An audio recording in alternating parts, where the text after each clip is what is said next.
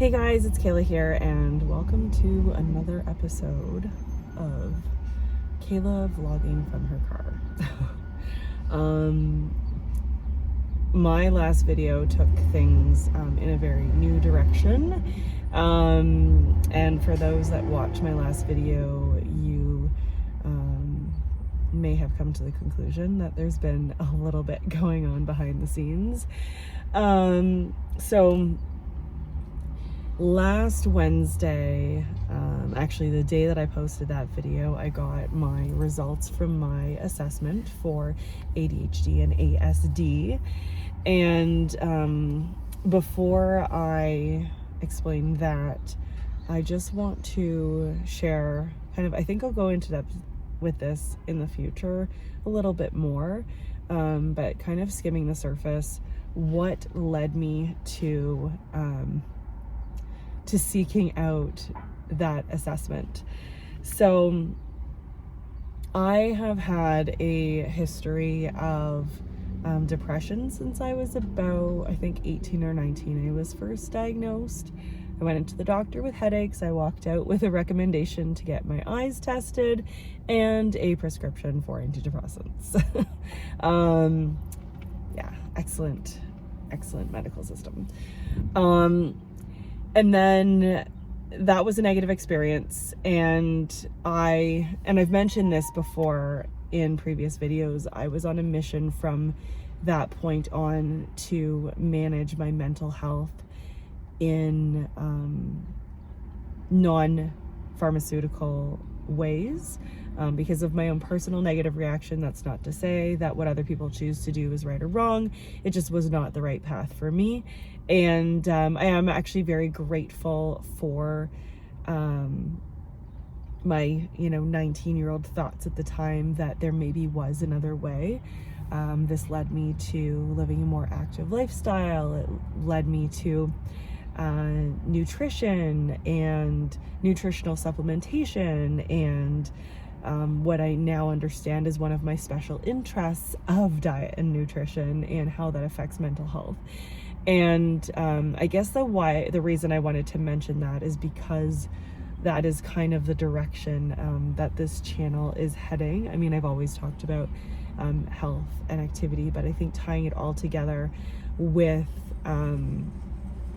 not just mental health in a vague way, but managing neurodivergencies such as autism spectrum and ADHD and everything else that fits under that umbrella, which there are quite a few.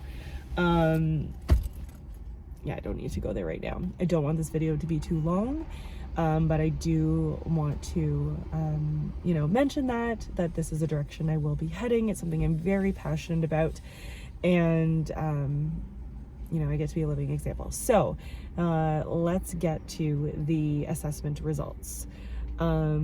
As always, I was running very behind and off schedule, so my virtual call I ended up doing from my phone, and I happened to park somewhere where there was not a great signal. Luckily, I could hear everything that she was saying, and I only spoke when I needed to, but I just really wanted to hear the feedback. First, we talked about ADHD, and in the end, she felt that my results for that were negative based on a few different things. She said based on my own self-assessment that I could possibly be a, level 1, I think was the word, in that realm. And, but she, didn't see that it was significant enough to actually label that as ADHD. On the flip side, I am positive for autism spectrum, as I suspected, which is why I invested in this process. I actually had one of my viewers reach out to me after posting that video and ask about that process. I know every country is different. I did not need to get a doctor's referral, even though my family doctor at the time was willing to give me a referral, but I was not able to find the right chain of people to talk to and actually respond to my messages in order to go through the public process and get it covered by OHIP. So I went the private route, and I was fortunate to, I realized that I really should start taking notes when I make these videos for you guys, because I'm all over the place. The person that is the reason that I ended up going down this rabbit hole, let's rewind for a second. I'm going to make this video less than 10 minutes, I promise. Mental health, natural, blah, blah, blah, blah, blah. During that time, I'm now 38 years old. So, over the last 19 years, I've worked with multiple therapists and counselors, and, both privately as well as in workplace or in college. And, depression and medication were generally recommended. And then there were also, other mindfulness techniques that we used. And in the last couple years, as I started to kind of analyze myself a little bit more, I noticed that I had this tendency in my life to what I called compartmentalize, and which I now understand it is labeled in the neurodivergent world as masking, where I would kind of decipher what people wanted me to be, or what I thought they wanted me to be, and that's how I would be in that environment, or it'd be what I got recognized for, I would amplify, or if there was something that was criticized, I would make sure to downplay it.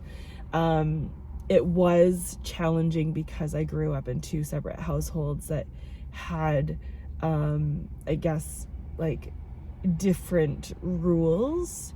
So it was challenging for me. And that's kind of, I think, where I started my masking, was I'm like, oh, like I'm not able to be the person that I was under this roof. I need to be someone else. And I started doing it with friend groups. I started doing it in every environment I was in. It was like I compartmentalized my life. And then when I was around people from different groups, it was very hard for me. And I think this is where a lot of my shyness and quietness came from. So anyway, I kind of, mentioned that was something that I noticed. There were a few different things. Again, I'm going to go into it in more detail in a future video. But what led me to finally get assessed was I had a friend mention that they exhibited autistic tendencies. And I was like, what does that even mean? And I happened to know someone who posted a lot about autism and neurodivergence. I was like, hey, can you, explain to me? Because I'm hanging out with this person. I don't know what that means. You happen to post a lot. And that's how I got connected with the doctor that ended up doing my assessment. I was very fortunate that my wait was only 5 months. The whole process was about 3 weeks from beginning to end, and I am just waiting for my final report. I chose to go with a more simplistic report because it's a difference of about $500, and I've already invested quite a bit into this. So I was like, you know what, just write what needs to be there, and I have some accommodations if, for example, in the future I need accommodations in a different workplace. I am very fortunate right now that I have wonderful employers and a wonderful work environment where I don't need to worry about that, and I'm able to share with them. And everyone that I've shared that with this is like, okay, what does that mean? What do I need to know to make life easier for you? And it was really, I'm like a little emotional about, just thinking about that, because I was so worried about people. I'm totally going for 10 minutes, but whatever. I was so worried about ridicule and being treated, differently, or not sure how people were going to treat me, because there is this, ADHD, I feel like has a different stigma than autism does.